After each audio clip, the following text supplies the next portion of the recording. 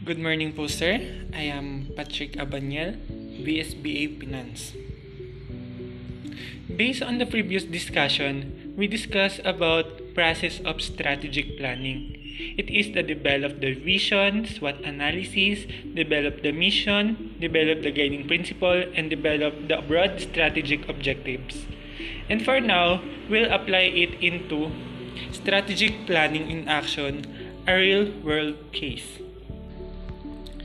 This section guides the reader through the strategic planning process undertaken by a company that contracted with the authors to facilitate it. The process involved the company's executive management team and took place over a 3-day period at an off-site location away from the company's facility. The strategic planning process always varies from organization to organization in specific details. However, this particular company was selected as an example because the process it underwent is representative of what most companies go through in developing a comprehensive strategic plan. This case should help the reader see how the various components of the strategic plan fit together, as well as how each respective component is actually developed. Developing a strategic plan, Delcon Manufacturing Company. Delcon Manufacturing Company or DMC started as small minority-owned Department of Defense contractor when the company was classified as an 8A firm. It became eligible for government set-asides. Set-asides under the government's 8A program are contracts awarded outside of the bidding process to minority-owned firms. The idea is to give such firms an opportunity to gain a foothold in business while learning how to compete without the set-aside. DMC entered this arena as a manufacturer or low-voltage power supply for military aircraft. Its 8A status lasts for 5 years during this time. DMC grew from a small shop in a garage to a company that employed almost 500 people. Overview of the process. The authors set up the strategic planning process in the conference center of a resort about 75 miles from DMC's facility. The idea, as they explained, is to the company executive was to conduct the strategic planning process at a location that would guarantee both privacy and focus. No circular phones or visit to the office or home were allowed. In addition, family members were not included. The authors explained that in order to come away with an acceptable draft of a strategic plan, the executive would need 3 entire days of uninterrupted, fully focused work. The group will be given a morning and afternoon break each day to make telephone calls and check email messages. Beyond that, their administrative assistant and family members knew how to reach them in event of an emergency. The first hour of the first day were devoted to learning the process and how it works. The author explained all the various components of the strategic plan: vision, the SWOT analysis, mission, guiding principles, and broad strategic goals. Developing the mission. Before developing a vision for DMC, the company's executive management team had to decide if there will even be a DMC after graduation from the 8A program. Going ahead with the company would mean risking the investment of both their time and their money in DMC. The vision statement developed with as follows. Delcron Manufacturing Company will be an international leader in the production of low-voltage power supply for aircraft. The SWOT analysis. Prior to beginning the SWOT analysis, the authors placed 4 large clip charts in the room. The clip charts were labeled strengths, weaknesses, opportunities, and threats. Beginning with the strength, the authors led participants through a brainstorming session. Each time, a strength, weaknesses, opportunity, or threat was identified by a participant and agreed on by the group. The authors recorded it on the corresponding clip chart. Every time a clip chart page would fill up, the authors tore it off and taped it onto the wall so that participant has a visual record of their work.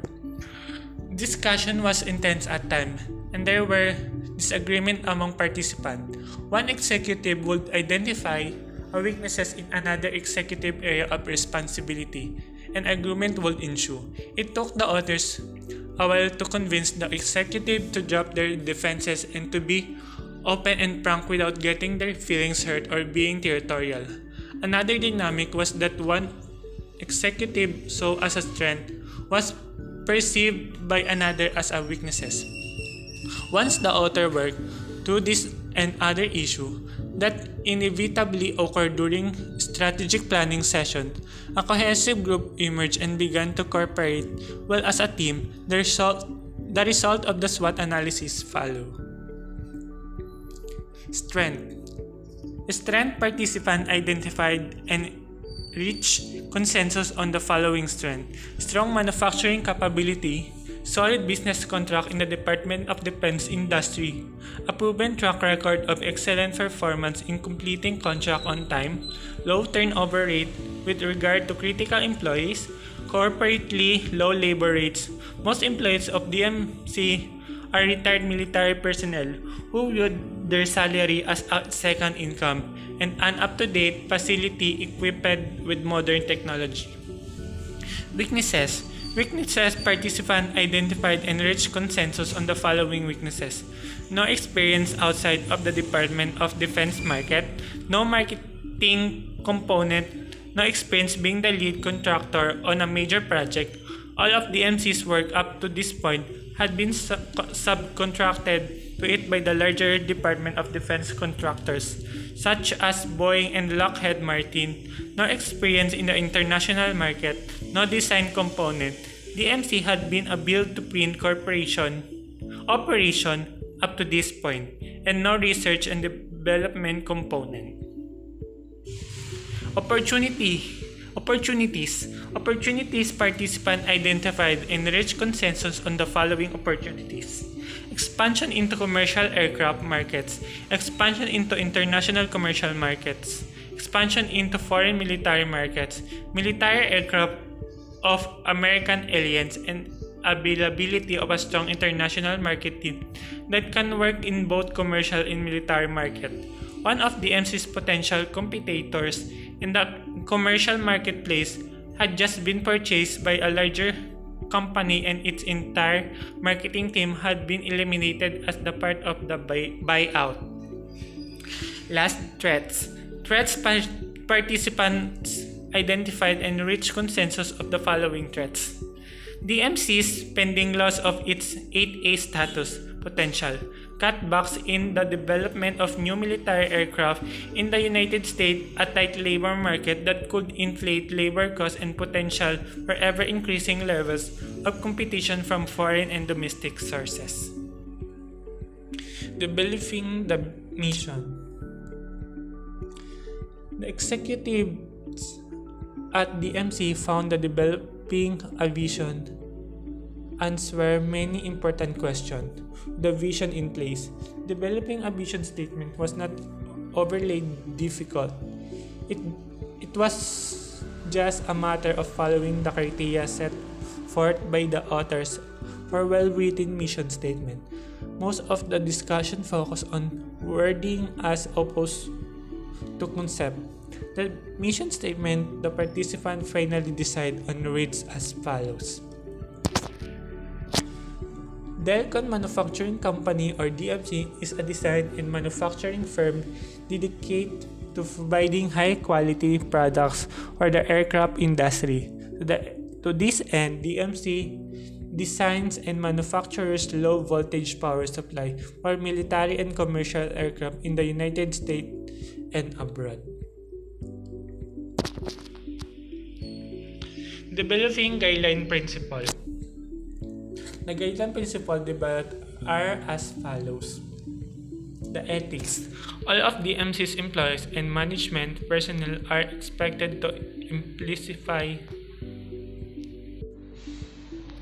developing guiding principles. Guiding principles developed are as follows. Ethics. All of DMC's employees and management personnel are expected to amplify the highest ethical standards in doing their jobs. Number 2. Customer delight. In dealing with customers, DMC will go beyond customer satisfaction to achieve customer delight. 3. Continual improvement. Continually improving its product, process, and people is high priority for DMC. 4. Quality.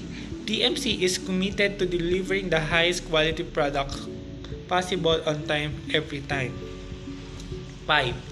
Employee empowerment. DMC is committed to seeking, valuing, and using employee input and feedback. Last is partners. DMC is committed to treating its customer, supplier, and employees as partners. Developing broad strategic goals. The final component of the first strategic planning session involved developing broad strategic goals. These goals had to present action that, if accomplished, would move the company ever closer to the full realization of its corporate vision. Before beginning development of the goal, the author have participant type copies of the result of the SWOT analysis. They explained to the executive that the broad goals developed should all satisfy one or more of the following criteria. 1. Exploit one or more of the organization trend. 2. Correct one or more of the organization weaknesses. 3. Take advantage of one or more of the opportunities available to the organization. Or 4. Respond to the one or more of the threats facing organization. With this guidance given, participants develop of the following broad strategic goals for DMC. 1. Expand the company's business base to include both military and commercial market in the United States and abroad. 2. Strengthen all functional units in the company in the area of commercial products and markets. 3. Expand the company's core capabilities to include both design and manufacturing. 4. Fully achieve a Six Sigma quality level in manufacturing low voltage power supply. 5. Develop and implement a supplier certification program to create a reliable group of dependable, high-quality supplier partners. And last, establish a comprehensive training program to maximize the capabilities of all employees and all levels in the company. With the broad strategic objectives established, the strategic portion of the plan was complete. Developing an action plan for carrying out of the strategic portion of the plan will be scheduled later, after the DMC's executive management team had communicated the vision, mission, guiding principle, and broad strategic goals to all employees. And that's all. Thank you and have a nice day.